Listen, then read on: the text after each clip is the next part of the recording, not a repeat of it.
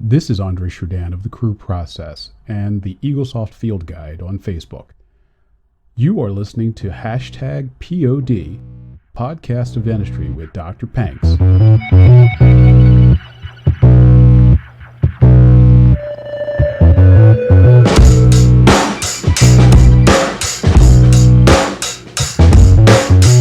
This podcast is sponsored by Rocketbook at podcastofdentistry.com/rocketbook. I hate wasting paper, and if I could, I would not use pen and paper at all. But I love the feeling of writing with a pen and a nice paper. Somehow I feel connected to it. But I always hated the fact that I cannot bring my ideas to the digital world. Now, Rocketbook is the exact amalgamation of both the physical and the virtual world. Here's how it works. You can draw or write on the Rocketbook. Take a picture with the Rocketbook app and magically it cleans the picture and sends it to Google Drive, Evernote, Dropbox, OneDrive, OneNote, Slack, Box, iMessage, or even classic email. Just configure the symbol once. That's it. Everything goes to where you choose it to go. When done, you can use a moist paper towel and you can erase it, only to be used again, simply saving paper. Head over to podcastofdentistry.com/rocketbook. Welcome to Podcast of Dentistry. Our guest today at hashtag POD is Dr. Justin Moody. He's a teacher, he's a podcaster, he's a collaborator. He's a mentor, he's a dentist, he's an entrepreneur, he's the owner of Implant Pathways, and yes, he is even a student. We can find Justin Moody at his podcast, Dentists, Implants, and Worms, and not to mention implantpathways.com. In this episode, he talks about his podcast and why his podcast is so different. He opens up talking about why his podcast is even named as Dentists, Implant, and Worms. He unravels what makes him keep going, what makes him so successful. He shares how to be more productive, and he also opens up about mentor of mentors. He talks about the mindset that will keep you humble and continue learning. He shares the quote that he lives by. He talks about some of his favorite episodes, some of the books that he's gifted the most, and a lot more interesting nuances that he opens up to. You will be surprised and feel connected to our Justin Fireball Moody. I hope you have as much fun as much as I did. So without further ado, Dr. Justin Moody. Thank you. Thank you for taking time to come and be a part of Podcast of Dentistry. Thank you, Dr. Justin Moody. Yeah, for sure. So let's start with the fireball thing. What is your story? What is your story about fireball? Did you go to the Voices of Dentistry last year? No, I didn't. Probably next year in 18. Yeah, you should mark your calendar, Scottsdale, Arizona for January. Sure. But yeah, so we gave away free shot glasses and shots of Fireball at our booth last year at the Voices of Dentistry, and everything since then has been. They remembered us for giving away the Fireball, and it was all good. So everything. So that's kind of what I got a nice bottle of it right here. So.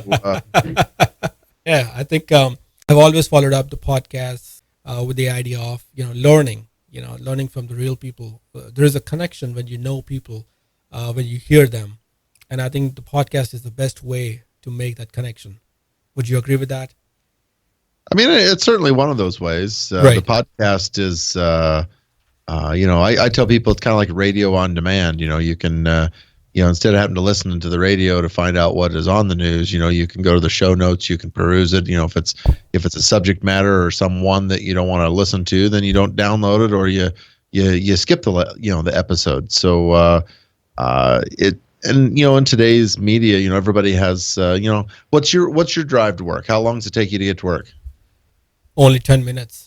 Oh, so it's not too bad. But the average dentist here in the U.S. goes 30 to 60 minutes, Right. one way to work. So there's a great, it used to be we listen to the music or XM, and now we all want to utilize our time better. So when we get home, we don't have to try to binge listen to podcasts and stuff. So a lot of people are listening to them on the drive to work. Even one of the popular things is to turn your speed up to like 1.5. Listen to them faster, so that you can, ingest that information, Sure. that much quicker. Sure. So I think since this discussion would be more about your podcast, tell me, what would you say about your podcast, Dentists, Implants, and Worms? How would you describe your podcast show, in 20 seconds or less? A whole lot of bullshit, very little content, but a really good time, and we will entertain you from start to finish. Okay. Now, who do you target your audience? Like, who are your basic audience? I think we have a very diverse group. We have pre-dental students, we have dental students, we have new dentists, and obviously we have seasoned dentists. We've got equipment reps. We have manufacturer reps. We have Shine people, Patterson people, that listen to it, because there's a little bit of commonality across all those all those lines, and I think that it's I think it's been good. We're probably different than virtually every other podcast out there, and that we use humor. We're not afraid to use an F-bomb or throw some a cuss word out. But if that offends you, then we're really not the podcast for you anyway. Yeah. So I'm not trying to be something to everyone, but I think that we appeal to the average dentist is just trying to get through the day, and content just bores the hell out of me, so listen, and you will get content in our out of our podcast. It's just hopefully you either pull into work or you pull into your house and you get a smile on your face and you're just like, did he really just say that? I mean, that's more what we're on the lines. Right. That makes sense. Hey, there's, I think, all kinds of people. If they take it offensive, hey, there are 29 more podcasts probably you can listen to. Yeah, 100%. There's a ton of them out there. Now, do you, apart from your own podcast, do you listen to any other dental podcasts? Yeah, for sure. Let's see here. Obviously, I listened to Alan and Jason at the Dental Hacks. Yeah. That was, they've. I think that the people that got this thing started were people like Gary Takis from the Thriving Dentist. Sure.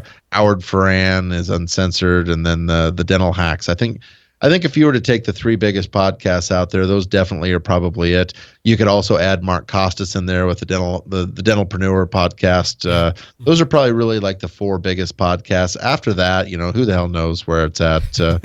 iTunes doesn't really tell you, how many subscribers and all sorts of crazy stuff, so people are always trying to guess, via lips and downloads and, all sorts of things. But the fact is, I spend zero time looking at that. And, some people are like, well, maybe nobody's listening to you. Well, I enjoy doing this, and I get to hang out with two of my friends and bullshit twice a week. So maybe that's all that listens to it. Well, what made you choose podcast? There were like 20 other podcasts, at least the dental podcasts available. Well, here's the issue with Facebook and Dental Town and those type of things, and that is you miss the humanality of it. You miss getting to listen to somebody and understand their psyche, because we all prejudge people the minute in some aspect, whether it's by the car they drive, the clothes they wear, the way they talk, the way they look, all sorts of things. And we've all read text messages that can be read one way or the other, and how many times someone got pissed off at you because they thought they interpreted your words differently than what you meant. Right. And that doesn't happen when you listen to somebody. It's the tone of people's voice that gives you that deal. Like I could say, I could say, you're really full of shit. So you could, and you could take that one of two ways. Like when you heard me say that in that laughing, manner, you're just like, He's he joking. didn't mean it. But if you read it on a line, it's not, it's not real. So I chose podcasts to be, because I think that we appeal to people that can hear us and understand that we're genuine, and we just, we want to talk about dentistry, but we want to have fun at the same time. Got you. Well, that makes sense. I think that's how I was talking about, like that's how you get connected. Your people feel connected to you because they know, oh yeah, I think I know him. I think I can relate myself to him. Like I'm a fan of podcasts like Tim Ferriss show and Pat Flynn. I'm always about trying to get more people into podcasting, and whether their own podcast or whether they're just listening to them. It's good to have that, that audio to go with it. Howard puts video to it, and we don't record the video and put the video up. I mean, sometimes it's awkward, and sometimes it's, the video depending on the connection, it looks like crap, so we just don't do that. But, I think, some of the guys that you should try to get on as well are the Kentucky boys. They started one called the Life and Dentistry podcast. Yeah. And these guys, similar to you, they're brand new, or they're a year younger than you, but they're brand new to dentistry, and they got more questions than they have answers for, and they're trying to sort their way out. And there is, dentists by nature, we're a bunch of goombas. I mean, we spend a tremendous amount of time just talking about dentistry. If more than two dentists go out to eat or whatever, it turns into a damn a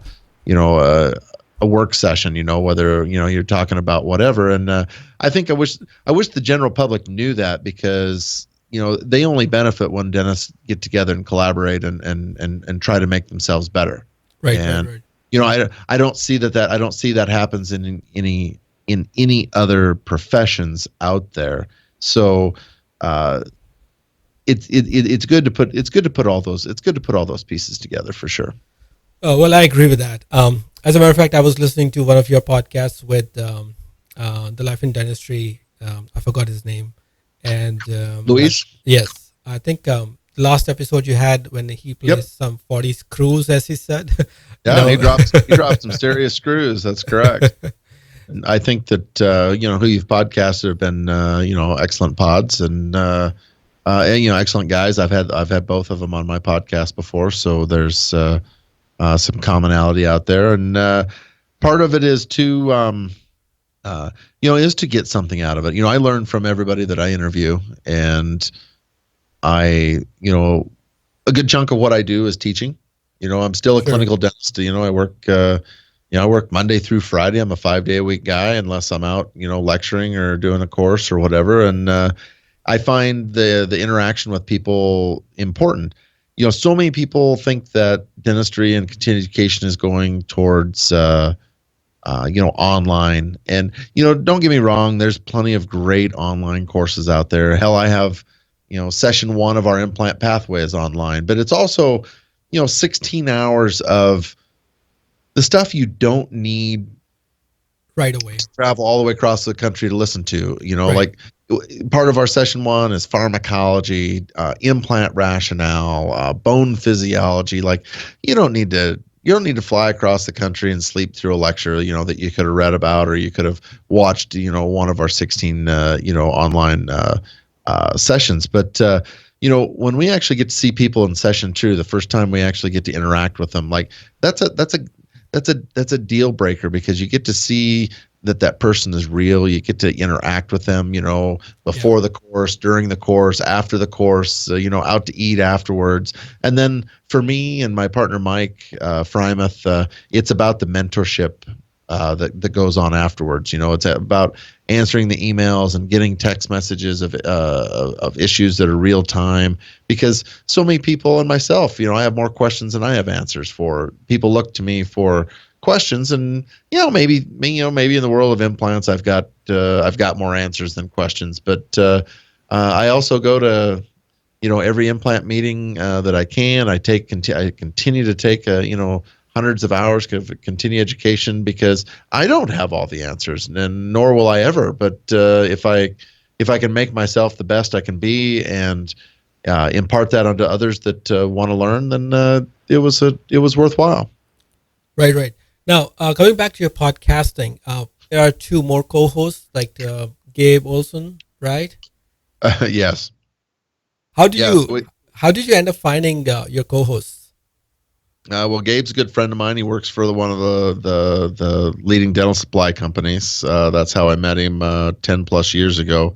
And Jeff Smith is we call the pasty gangster. He is he works for me. He is he is my in-house graphic artist. Right. He is director of business development, and he's a great dude, even though he has a fetish for cats. But couldn't do it without him. The pasty does all the editing and puts this stuff together and puts out a quality podcast. And without him, I wouldn't do this because I just don't have the time and the bandwidth to put that all together. Our fourth co-host, which only joins us periodically, is his name is John Landers. He's a dentist down in Tulsa. Right. He was in my dental school class, and he is the reason for the worms. We called him called him the bookworm, which we shortened to worm. We just called him the worm in dental school, and that's where. And he's a funny bastard, so that's where the dentist implants and worms come from. Plus, if you don't remember anything, you'll remember like. God, they had worms in their title. You search worms, we come up like it's right. It's a great search engine. Let me go back to your schedule.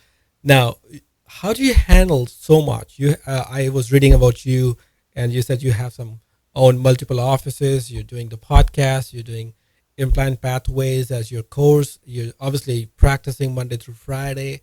How are you able to do all that? What does your usual day look like?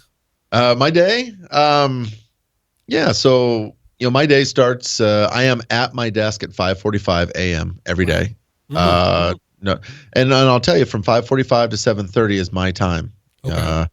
So I can answer emails. I can log on to my study club. I can create content, sift through charts. Do whatever I need to do, because when 7:30 rolls around, my team starts to show up. The lights power on, the vacuum, the compressor, it turns into a dental office. And at that point, I'm a dentist. Okay. Now we podcast, generally Tuesday, Wednesday, or Thursday, such as this, we'll podcast from 5. We'll have a podcast at 5, maybe one at 6. If we're lucky, we'll get one at 7, to bank them up, because we release twice a week, and it takes, it takes a few podcasts to get, to keep the hopper full. And sure. there's no shortage of guests, but at the same time, the summertime is really tough because of scheduling. People are on vacation. They're working, different hours at their practices. So it's much easier to get people to podcast in the winter when they're kind of home, especially if you're in the northern climate. But right. that's a typical Monday through Wednesday.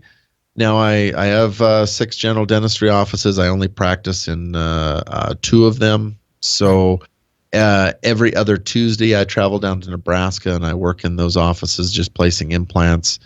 And then I would say 2 weekends a month. Yeah. At some point on Thursday, I'm flying to a destination to give a course, give a lecture, do a hands-on, whatever it is, and I'm back either Saturday night or Sunday, and I start the process all over again. Wow. How do you think you're able to manage doing it so good? Well, I don't think that it's not a matter of managing it. If any one of those items becomes not fun, if any one of those items, comes into my life and says, this is a downer in my life, then I remove it.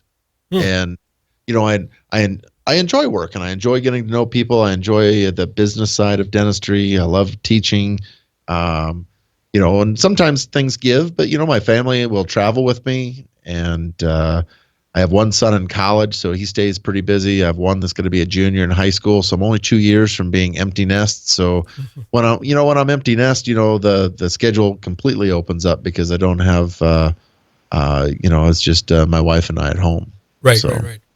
Right. But time is one of those things when people say, "Oh, I just don't have any time." Well, if you really want to do it, you have time. I mean, I don't care, who you are. If you really want something or you want to do something, time is not of the essence because you can't make time. I don't like that. I don't like people say, "Well, I'll make time for you." Well, no, you can't make time. Like that's this isn't Star Trek. But what you can do is you can find those minutes or those hours in the day that you will insert something that ends up being more important than what was in that time slot. And I tell people in implant dentistry, they're always saying, "Well, you know what? You don't understand my practice, doc. Like I'm booked out 3 or 4 weeks, and to be spontaneous and be able to do an immediate implant when someone walks in with a broken tooth, like I just don't have it." And Right. my answer to that is, do you not have a schedule full of people that you have that you do composites on, like a filling? It's not life or death, and take that person and move them and insert the implant deal because it's about utilization of time. You can't make more time, but do you want to insert a $2,000 per hour procedure and boot a $200 hour procedure? I mean, that's up to you and your management of your time, and finding what's important. Now, listen, not all dentists want to work that hard. Sure. Not everybody wants to work through their lunch hour. Not everybody will even work. For me, someone walks in at 4:00 and they need work done. Like I'm going to do it. I'll stay till 6. I'll stay till 7 to do it. And a lot of people aren't willing to do that. And for those people, they're also probably the dentists that work 3.5 days a week. And I am not here to bag on eBay. I mean, if dentistry is a ways to your means and, you want to work 3.5 days a week and you want to take 3.5 days a week off, more power to you. Right. Like I really like that's great for you, but that person also doesn't ever get to talk about, "Oh, I'm not busy enough," or Right. I can't get, I'm booked out. I can't get my patients in there. Well, you know what? For those that work 3.5 days a week, like work 4 and see what it does for your net productivity. Hell, work 4.5 in the winter times or in the off seasons. Like you've got time to see those patients. Just if they're not that important to you, then you just don't make the time. Got you. So, so it seems like you really love your job or your work. You really love it. But don't you think you get tired doing the same implants or doing the same thing? What keeps you motivated? That's what I'm trying to ask. To keep churning.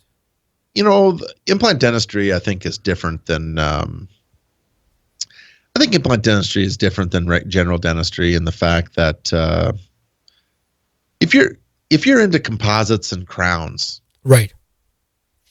like what's the biggest breakthrough you've had? Okay, so you change composite companies, whoop-de-ding, like it's the same flipping composite, you want to change matrices from Garrison to something else, like, whoop-de-ding, like this isn't this isn't inspiring me. Like I'm not going to wake up in the morning and say, "God, I can't wait to try that flowable composite." Like I've been standing up I've been waiting up all night to try this. No, for me though, the ability to change people's lives with full arch reconstruction, like that's not the same every day because it's attached to a person, Right. that's absolutely different. You know what? A DO composite is a flippin' DO composite on every human on the planet. Right. So that's the difference. If you can't get fired up about it, for me, I've been involved in implant dentistry long enough, and I've worked with BioHorizons long enough that they involved me in some of the R&D Yeah. You know, the research involved. So, Right. you know, some products come along, whether it's a snap coping or a new implant design that I get to try, like Right. that'll get you up in the morning and see, like, you know, hey, is this surface the real deal? Like, is laser lock going to help me not have crestal bone loss in the future? Like for sure, you know, like that should get you fired up. And then the other part is, you know, is teaching. You know, You love teach. teaching. You Yep. know, I mean, teaching is something I would not be doing what I'm doing today if I didn't have a great mentor. His name is Roger Plooster. He practiced in, he just recently retired. He practiced in Lincoln, Nebraska. He's from my hometown. We're the only two ABOI diplomates in the entire state as far when it comes in Nebraska, when it comes to implants. And, you know, he taught me how to view implants in a life-changing way, and he taught me procedures, and he taught me how to talk to the patients. And you know, it started me on my lifelong journey of education. And if I could inspire one person in my career the way he inspired me, like Right. that's totally given back. That's more than you know, most of the dentists could say. And I think that it's happened. You know, I have I have a lot of great friends that now place implants. You know, that maybe took a course and have become friends of mine, and it's good. I mean, for me to get a text message of a doc's first implant, you know, Right. like I'm the first person to view that PA. Yeah. Like, if that doesn't fire you up, like I don't know what the hell does. Okay. Got you. I think so. Your motivation is to kind of help people around, do more and more implant cases because you've been involved. What is your journey? From, you obviously graduated.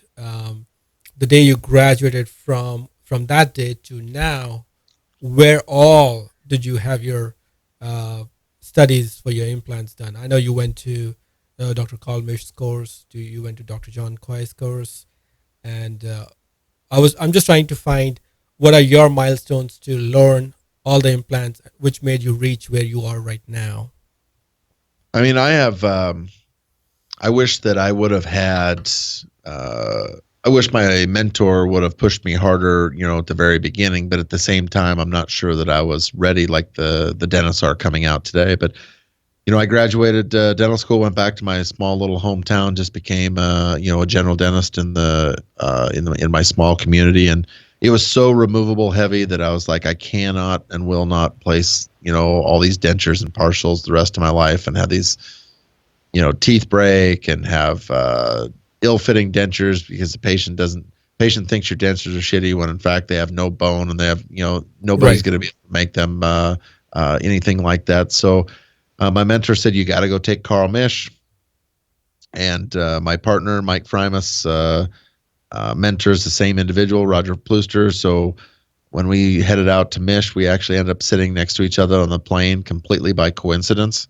You know, if you believe in coincidence, some people would say it's fate, whatever you believe in. But that was my continuing education buddy. Like, we did Mish.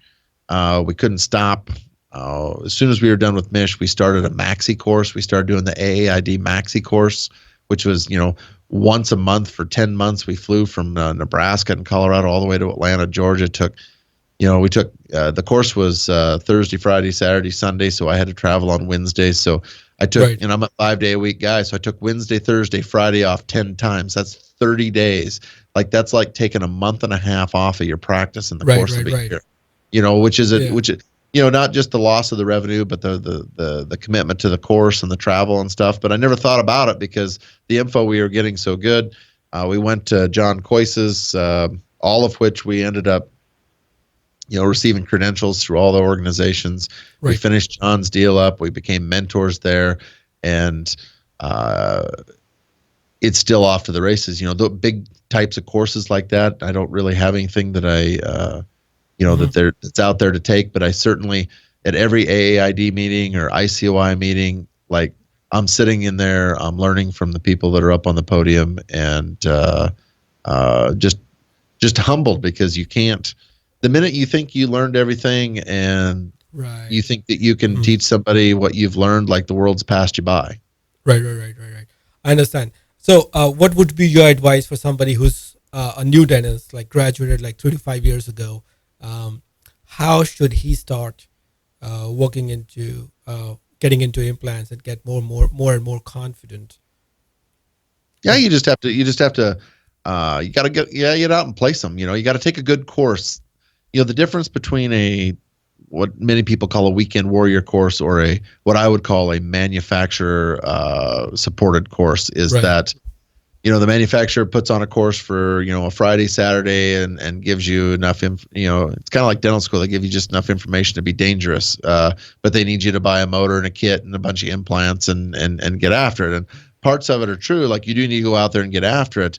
But at the same time, if you're only gonna cherry pick and do patients with abundant bone that are perfectly healthy, that are non-smokers, that are non-diabetics, and all those things, then you probably don't need much of a course. But you're also not going to have that many implant sites because you've really narrowed your your patient population Right. at that point. So I would say find a continuum type course. There's plenty of them out there. There's good ones. I think we have a good course, but I would tell people that, for all the good things that Carl Misch used to do, and he was a mentor of mine. One of the things that he always said when the course was over was, someone always asked, well, what do I do next? I've taken all your courses, like, where do I go next? Right. And his comment was always the same. He says, well, if there was something else out there, I would be teaching it. Mm. And I never agreed with that. I never agreed with that statement because I went and I took all the other courses, the Maxi courses, Picos, Russo, you name the number of people that I've listened to, and all of those people added to my knowledge base. Sure. They all brought something, to the table. Right. And had I listened to Carl and only done his courses, that would have been a huge disservice to my patients because I wouldn't have broadened my horizons. I wouldn't have been able to view implant dentistry in the light that I do now. And even though I think we have a great course, Yeah. when people are done with my course, I give them plenty of recommendations on courses that I've done, courses I've heard good things about, and they should go do it, and they should go do it soon. So to get back to your question, how do you get on with your career? Like, you need to get after it. You need to you need to find a course, take a course. It should have some sort of live training to it so that you can actually do some in a controlled environment with your mentor over your shoulder, so you don't have the jitters when you go to put the blade to the tissue the first time. Right. And choose somebody that is going to be there to support you after the course, through mentorship and email, phone, text support, whatever it requires. Now, what is your view about the 3D digital dentistry, like putting implants using the guides? And, there are some great courses like Blue Sky Bio, I believe. There are obviously doctors like Dr. Rick Ferguson, Dr. Corey Glenn, Dr. Arman. They're also teaching the 3D digital courses. What is your view about, some people would say, you know what, I know the basics of implants. If I'm planning everything digitally using the guides, it makes it a lot more predictable. So why do I learn to do heavy lifting, like, I don't know, like grafting, sinus lifts, when I can probably get away, instead of using a 10 millimeter implant, maybe I can do a 8 and still get by without the sinus bump or the sinus lift. What do you say about that? I know all those guys, and Corey Glenn is a friend and has a phenomenal story. Rick Ferguson does some great courses, down in Florida as well. Right. Mm-hmm. And I'm still of the camp that I use both. Okay. I have in my own practice, I heavy lift these sites, and many people would say, well, if you could make a guide, why would you not guide a molar? And I was like, well, you know what? There are some instances where the patient can't open wide enough to be able to use the surgical guide. So Right. you're either going to choose not to do that side, or you're going to, pare down and use smaller drills and smaller implants to be able to get in that side. Or you could just fall back on the knowledge, the base that you have, and go ahead, proceed and do the case. I use guides in the aesthetic zone, exclusively. Okay. If someone's missing number 8, I'm not freehanding it. Mhm. I'm going to digitally plan it because I want to have some. I want to have more predictability, like you said. I want to have the ability to create treatment prosthesis, whether it's a screw retained crown or whatever, from those digital images that I've done. And I think that implant dentistry is a combination of both. I think that those that don't. I think those that use guides 100% and think that freehand is dead. I think they are shitting themselves if they think that that's the that's the truth, because all of those guys that I know don't use guides 100% of the time. Right. And then those guys that you have at the other end, and he can make a great case for it. But people like Mike Tischler, Right. with Teeth Tomorrow, Right. he's anti-guide. Like, he does not use guides, Mhm. but he's also only doing full arch restorations with immediate extractions, which adds a level of complexity to guides. And we can talk about bone reduction guides and snap-on cylinders and all these things till the cows come home. But the fact is, it does add a level of complexity to it, Mhm. and a level of cost to it. And you can say it's a predictability, but it's still not for everyone. And I think that we teach guided surgery in the implant pathway, and Okay. it is in the session. It is in the end of the 3rd session, because I want you to understand the heavy lifting of what it takes to do, so that you'll appreciate and you can find where guides fit into your practice. Okay. It has to fit into the way you do it. And if you're just a guide person, and you only want to cherry pick the cases and stuff, then that's fine. I mean, I'd rather see you do that than cut a bridge. But for me, I think guides have their place, and I think with proper education, everyone finds where it goes. So I don't know if that answered your question or not, but I lie in between. I use guides, and Yeah. I'm a fanatic about using them in the aesthetic zone, getting the placement and the restoration pre-planned 100% of the time. Mm-hmm. Empty Gotcha. site number 30 walks in with an abundant bone on a healthy individual. Like, I'm gonna blade it and drop that implant in there long before you can even get the thing designed and ready for a guide. Got you. But Gotcha. that also comes with 20 years of experience. I was going to say that, but yeah, I think the experience comes into the game. 100% the experience does. Like, you can't argue with that in the beginning stages. Because my initial experience with implants was, I mean, I still do the basic implants, nothing dramatic, but I was looking at your Implant Pathways course too. Like, I'm really looking into doing something like sinus lifts and the bone grafting, and so that I can actually do the sinus bump if I need the 2 millimeters to put in a 10 millimeter, and just to have an extra bone always helps, right? Even though I do quite a bit of guided surgery, that makes initially I used to do freehand, but I always had the fear, maybe I'm going to perforate, maybe I'm going to get closer to the nerve. But now, because of the guides, I have a little more confidence. I'm a little more confident that, okay, if I'm putting a 4.3, it's going to be fine. It's going to be between the cortical plates. Not, I won't have an open, a screw or something. The thread. That makes me feel good. But at the same time, I still feel I'm not ready to do anything moderate to severe or difficult kind of cases as of yet. So maybe I would have to take one of your courses to learn all those grafting and other techniques. Yeah, I mean, I think that there is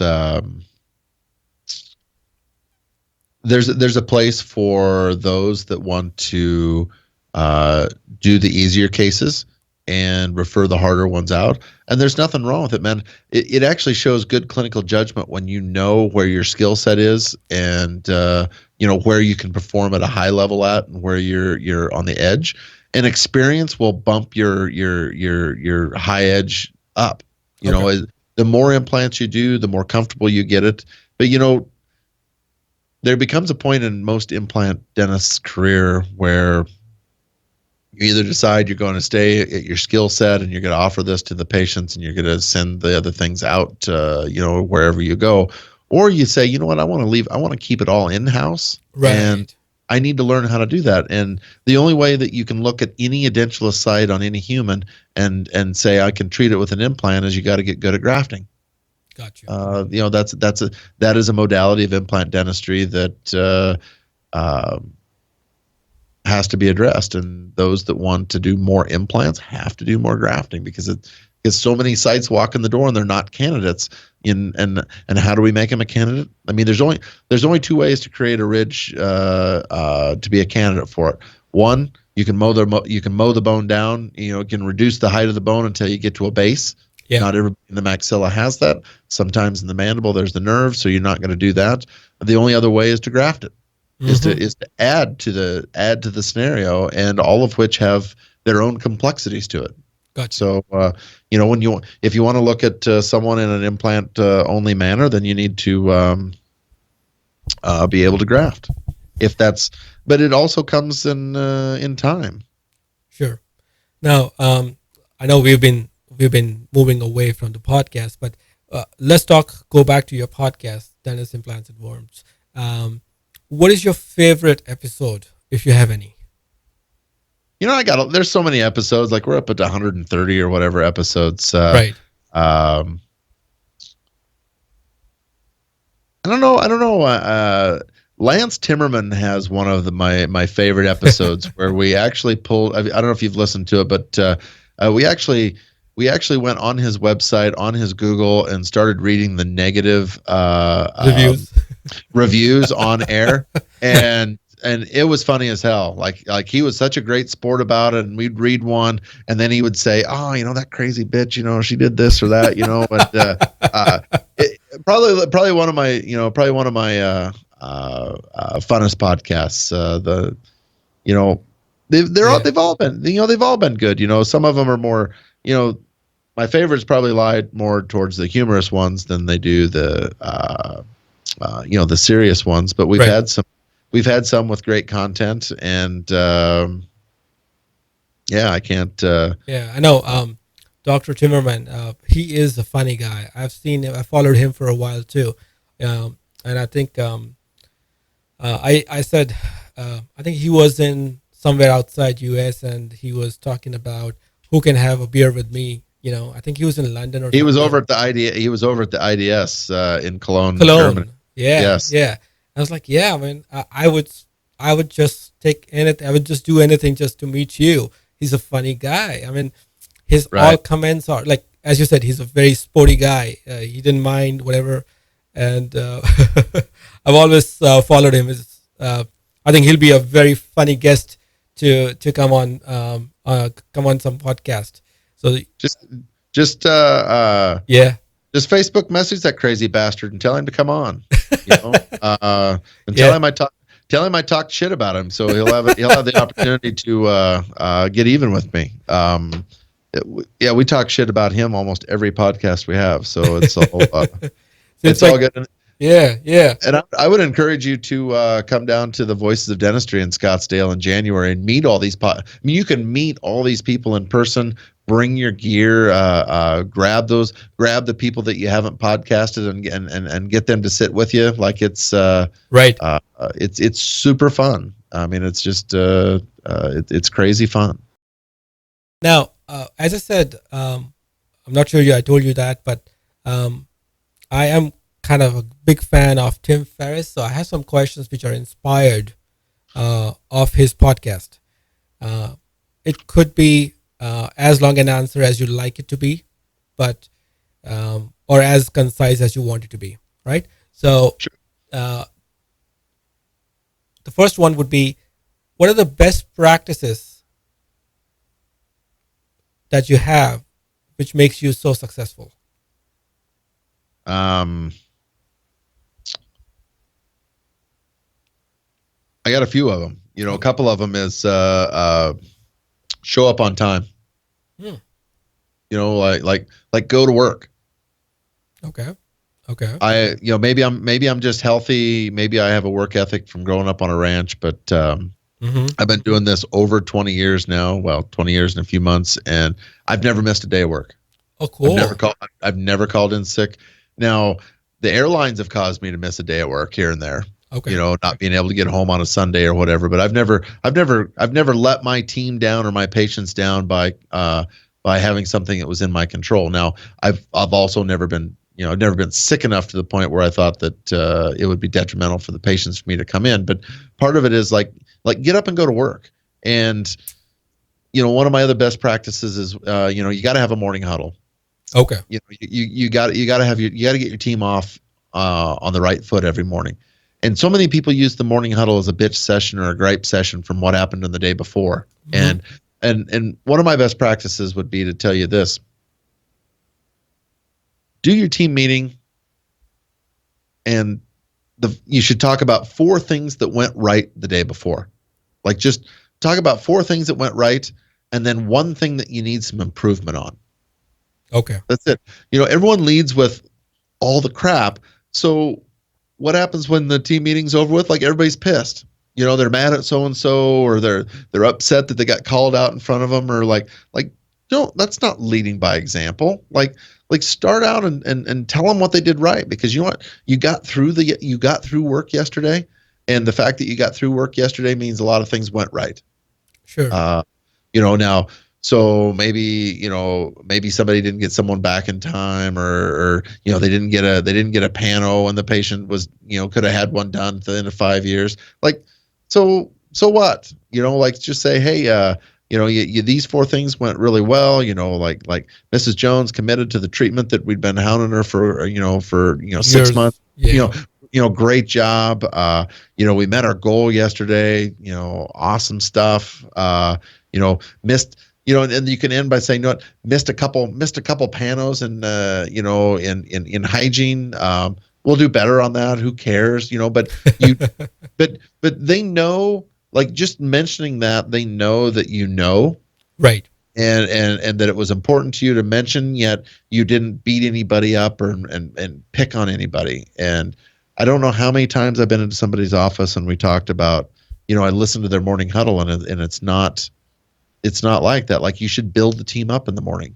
And another best practice for me, I mean, these are simple stuff. This isn't like, I use a Garrison and twist it to this and do this. I mean, my deal is like, when you're done at the end of the day, like, how about telling your team thank you as they walk out the door? Right. Yeah. How about telling them thank you for their time, especially if you're late. You had to stay 30 minutes to take care of that last patient at the end of the day. How about a thank you? Sure. Don't end the day by going, well, that was a shit show. God dang, like how about just saying, Christy, thank you for staying late for me. I'm 100% sure Mrs. Jones appreciated it. So again, thank you. Gotcha. What's wrong with that? Yeah. Treating people like you'd want to be treated. For me, you already heard my work day. Like it's 7:15 here. I got here at 5:45 this morning. I haven't left. I didn't leave for lunch. I had it catered in. So, I haven't left this building. So it's been 70 degrees, all day long. I didn't get rained on. But it's leading by example. I'll never ask my patient. I'll never ask my team to do something that I'm not willing to do myself. Okay. And I'm going to be there before they get there, and I'm going to be there after they leave. Cool. Those are things that I build my practice on. Now, is there any particular secrets for your health? For my health? Yeah, like you never got sick. I don't know if you saw, if you it's saw a fireball. He's no model of health, but you know what? I take some time. I do take some time for myself, but I go to the doctor every year. Okay. I go to the doctor every year and I get checked out. It's people, the people that don't go and then they show up 10 years later and they've had something wrong for a while. Like, I go to the doctor every year for a physical. I see my dermatologist every 6 months because I had a few spots removed years and years ago. And I do take the stairs if I can. Okay. And, I'm not, I don't. I told you, if you can't make time, but you'll prioritize things. And, like exercise is not on one of my priorities. So I insert work hours instead of exercise hours. I get more of a high from getting stuff done at work than I do from exercising. And some people are like, oh yeah, but that'll kill you. And I was like, well, you know what? I got great blood pressure. I may be overweight, but I have great blood pressure. My cholesterol is like 170, and all my other numbers are in check. So yeah. I guess a model of health is what you put in it. I get up in the morning, I feel great. I go to work, and if something changes, I'd probably change the way I'm doing it. But I like my life as it is. Okay, got it. Now, let's go to the next one. The best purchase that you made between $100 to $300 that impacted your life in a professional life or a personal life in a positive way. So it's got to be between $100 and $300. Yes, it could be anything small, big, doesn't matter. That affected my personal life or professional life. Wow, that's a tough. A tough question. Forget the number. Maybe let's talk about anything that you think might have impacted you positively. If it's not a number thing, for me is cone beam CT. I was the first individual to have cone beam CT in the state of Nebraska in 2006, and I paid $200,000 for that machine, and people thought I was batshit crazy.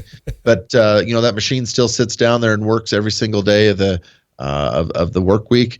And there's no way that I could do my implant. There's no way I would be in my implant career if I had not purchased that machine. And now I have one. Now I have a machine in all of my practices. I cannot say as much about. All my practices are digital. We have intraoral scanners, which are great, and they do a lot of things. But I cannot tell you that it has had the impact on my practice that like cone beam has, because cone beam allowed me to do the procedures, and whether I restore it with an impression or whether I restore it with an optical scan, that's not groundbreaking to me, because I could still do good quality stuff the old way. I like the digital way, but I could still do it the old way.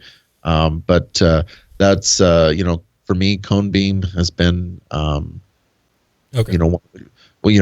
the greatest thing that's impacted my life. And just out of the track question, what cone beam would you recommend at this? I know it's a tough one. I will tell you that currently I have two different. I use two different machines. Okay. I use the Carestream 8100 and I use the iCat FLX. Okay. Both amazing machines. Both have pluses and minuses, but both amazing machines. And my purchases would be within that realm. Okay, got you. Because I know there's some companies who really like Vatek. What's your say on the Vatek? You know what? We have a Vatek at the we have a Vatek at the Brighter Way Foundation in Phoenix, where we do our live implant training. And for the most part, the image is pretty good. It's a little smaller field of view than maybe the iCat, a little similar to 8100. Not as easy to use as the Carestream 8100. That's probably as I open practices or do things, the Carestream 8100 is my go-to machine. It's at a great value. It's got a good field of view, and the software is is very user friendly. Gotcha. I like Carestream as well because they don't nickel and dime you with warranties and stuff like all the rest of them do. That's what I love about the Carestream 3600 is that it has, if you don't want to buy the warranty and stuff, they don't turn it off. Like you can just use it until it breaks, and you can pay to have it break. You can pay to have it fixed. You can buy another one. Right. But, that's the deal. Okay, got it. Okay, the most gifted book you have given, if there is any. That I've read or that I've given, or Either what you've read the most, you love the most, or what you have gifted the most. there's a few books out there that I read that I actually reread, or I listened to them today on Audible. Sure. But one of them is The Power of Thinking Big. Okay, right. One is called Blink: The Power of Thin Slicing. Yeah. Have you read that? Have you read Blink? That's on my Audible list already. So Yeah, I've already yeah. bought that. But yeah. Blank is good.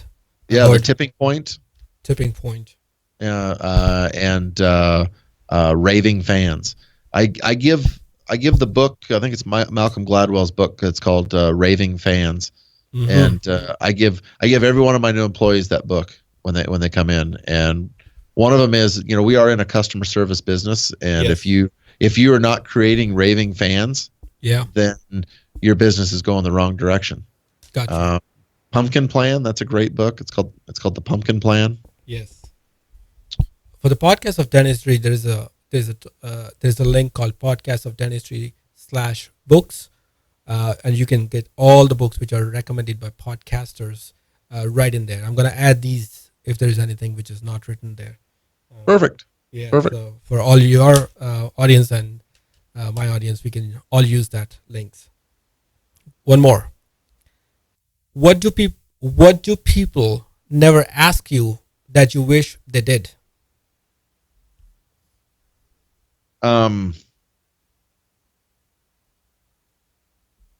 What they never ask me. Yeah, and you wish they did. I don't know.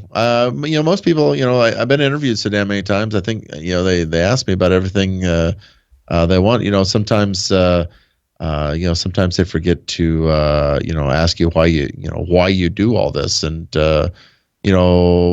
why you do it. For me is, is to. I think everybody should leave this planet in better shape than you found it. That you came in with. And if you change somebody's life, or whether it's a patient or whether it's another dentist along your career, then I think that you have been a good human. It's not a bad thing to be a good human. Sure. Got it. When you think of a person being successful, who first comes to your mind?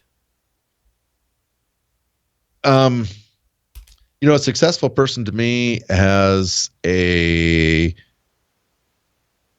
phone full of friends that you could count on for anything at any time. Cool. That is, that's someone that I envy. That is someone that is rich beyond their means. For me, I give a shit less about money. You do the right thing for your patients. I mean, money comes.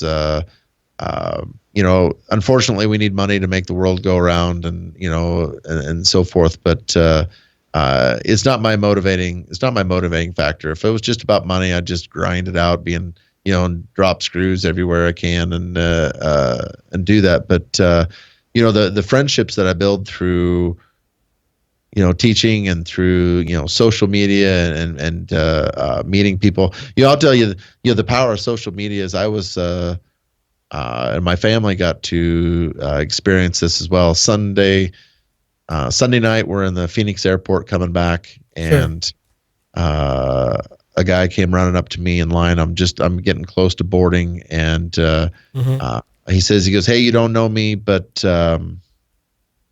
Facebook said that you were nearby, and just want to tell you that I appreciate the podcast and all the things that you've given me, over the years that you've been podcasting." And I'm just like, and it's an honor to meet you. And I'm just like, you're crazy, and not for coming over here, but for saying that it's an honor, because shit, it's not. I mean, I'm just a person, I'm just a person that has plenty of faults of my own, but just somebody that's trying to do right. And that's what I like about the Voices of Dentistry. Like, this isn't this isn't a red carpet Emmys thing where, Oscars, where you can't talk to them and you can only look at them, and it's like there's none of these podcasters think they're any better than the people that are coming to the course, because the fact is that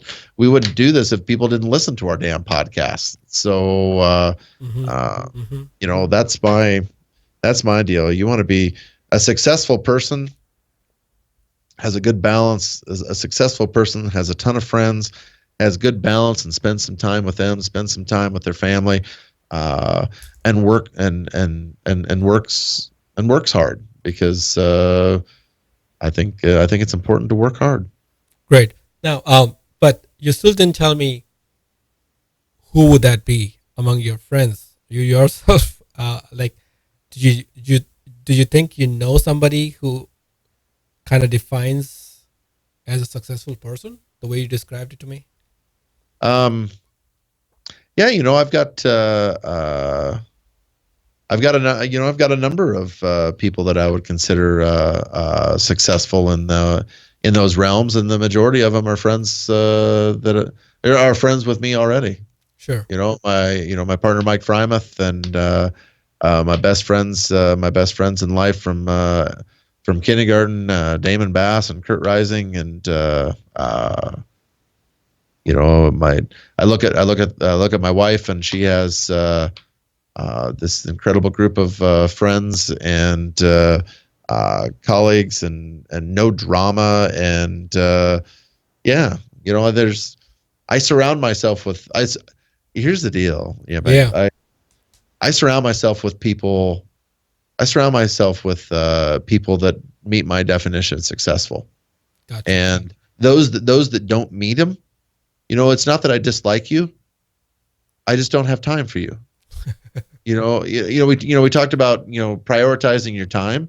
Yes. Like, I prioritize my time for people that are worth my time, and hopefully I'm worth their time, and that's what makes it a win-win. So I can actually lump all my friends into that category, because if you've fallen off if you've fallen off what you think was my friends list, then something doesn't gel between us, and not everybody likes me. That's okay. I mean, not everybody likes Fireball. I don't understand why, but there you go. It's all the same, man. Now, do you have any message or advice to anybody in your audience before we part ways? You know what? You want to be Monday morning people. Enjoy Monday morning like you do Friday morning or Saturday morning. Enjoy your job. And if you don't truly enjoy your job, get a different one. The problem with dentistry is you've put 8 years of your life trying to get there, and it may take you a few years of grinding on composites to realize that isn't what you want to do. So either find something within dentistry that makes you want to go to work and enjoy your job, right, or you only get one life, and choose a different path if dentistry isn't it. I know plenty of dentists that should choose a different path because they don't like their job, and I don't pity them people. I just feel bad for those people, because it's 7:30 here. I'm gonna go home after this, but I'll be back at 5:45 in the morning, and I'm gonna enjoy my job, and I'm ready for my 7:30 patient, and we'll be rock and roll, good to go. Great, that's a great advice. I think this would be a good way to end our interview. And, perfect. Thank you, Dr. Moody. I was hoping to keep you. Look forward to seeing you in person. Sure. Thank you, Doctor. You bet. Take care. Would you like to get a really small email a couple times a month to see what #POD is up to? What are we reading? What are we listening to? What are we doing? what's stupid, funny, entertaining, and some weird stuff that we've gotten ourselves into? Then go to podcastsofdentistry.com/extra. EXTRA. That's right, podcastsofdentistry.com/extra. And you will get a really small email from us to give you that little extra kick and keep you busy exploring the world we travel. You can also find us on Facebook at podcastsofdentistry.com/Facebook. Thank you for listening. #POD. And I'll see you inside.